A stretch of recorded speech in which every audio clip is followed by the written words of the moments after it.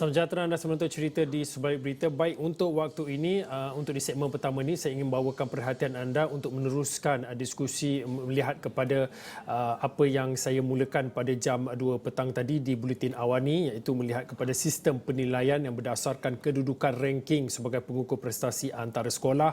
Ini langkah ataupun apa yang disebutkan oleh KPM, dan melihat kepada apa yang KPM yang mana meletakkan prestasi ranking antara sekolah berdasarkan keputusan hasil analisis sijil pelajaran Malaysia SPM.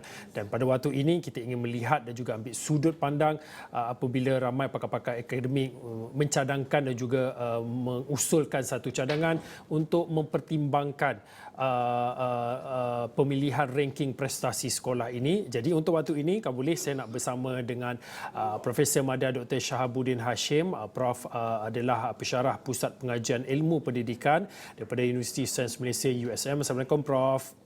Waalaikumsalam warahmatullahi wabarakatuh. Prof, mungkin pada waktu ini mungkin boleh dikongsikan bagaimana melihat kepada apa yang diambil ataupun langkah yang diambil oleh Kementerian Pendidikan Malaysia ini untuk menilai prestasi sesebuah sekolah itu berdasarkan ranking terbabit. Mungkin pada waktu ini secara permulaannya, ranking prestasi sekolah adakah baik untuk menilai prestasi sebenar sesebuah sekolah itu, Prof? Ranking sekolah ini bukan perkara baru. Satu masa dulu kita diperkenalkan dengan GPS, Grade Purata Sekolah. Namun begitu, pada pendapat saya, tujuan ranking sekolah ini perlu jelas. Sama ada tujuannya adalah untuk penambahbaikan, proses untuk projection ataupun proyeksi pada masa depan, ataupun planning pada masa depan, dengan syarat tidak didedahkan kepada pihak umum. Itu saya fikir sangat bermanfaat kepada pihak pelaksana dasar ataupun bahagian kurikulum dan sebagainya. Namun begitu, jika diwar-warkan pada semua pihak, kepada pihak sekolah, pihak ibu bapa dan tentunya pihak umum, itu mungkin memberi kesan yang boleh dipertikaikan. Prof, satu pandangan melihat kepada ranking prestasi sekolah ini, ada pandangan melihat kepada ia bercanggah daripada pelan pendidikan sehingga 2025 ini. Mungkin pada waktu ini kita nak melihat kepada ambil kira tentang kemampuan dan juga kedudukan semasa bagi prestasi-prestasi sekolah, khususnya apabila kita bercakap tentang jurang pendidikan antara sekolah di bandar dan juga sekolah di luar bandar, Prof. Ya, isu sekolah bandar dan sekolah bandar luar bandar memang isu yang sentiasa segar. Sekarang ini, berdasarkan keadaan ekonomi semasa, kita dapati kumpulan B40 juga meningkat, dan pembahagian B40 itu boleh diperjelaskan lagi dengan beberapa ranking yang tertentu. Jadi bukan sekadar bandar luar bandar, tapi merangkumi lebih tinggi, lebih meluas kesannya, terutamanya dalam keadaan ekonomi semasa yang menerima kesan daripada pandemik COVID-19. Oleh itu, saya fikir bukan sekadar luar bandar dan bandar yang menjadi isunya, jadi juga sosio-ekonomi serta pelajar juga tentunya akan dipengaruhi oleh ranking ini. Prof, mungkin pada waktu ini mungkin boleh dikongsikan secara keseluruhannya apabila ada ranking, apabila kita menilai memberi kedudukan sekolah mana yang berada di kedudukan di atas dan sebaliknya, apa mungkin memberi kesan kepada motivasi untuk murid-murid di sekolah berkenaan yang mungkin tidak berada di kelompok teratas itu, tapi bagaimana boleh kita fahami dan juga menyelami motivasi murid-murid dan mungkin juga ibu bapa dan juga penjaga murid-murid ini? Okey, tentang motivasi ibu bapa dan murid-murid, termasuk juga guru-guru ya, sebagai ejen pelaksana kepada sistem kita, tidak dapat dinafikan bahawa pembahagian sekolah-sekolah tertentu yang sedia ada sekarang ini memberi kesan yang besar terhadap tahap motivasi seseorang guru dan seseorang pelajar, begitu juga dengan ibu bapa. Namun itu, Saudara Fauzi, apa yang lebih penting pada saya adalah kesan defisit yang mendalam yang dialami oleh sesetengah pelajar sehingga mereka berada dalam keadaan situasi yang kita namakan sebagai learn helplessness ataupun dalam bahasa Melayu ialah ketidakberdayaan belajar. Bermaksud di sini, apabila stigma yang menyatakan bahawa mereka ini berada dalam ranking yang bawah, mereka merasakan diri mereka ini ialah golongan yang tidak boleh belajar, dan walaupun mereka belajar dan berusaha untuk belajar, mereka tidak akan mampu untuk melakukan. Ini kesan yang sangat mendalam dan mungkin sukar dirawat jika tidak dikesan dengan lebih awal.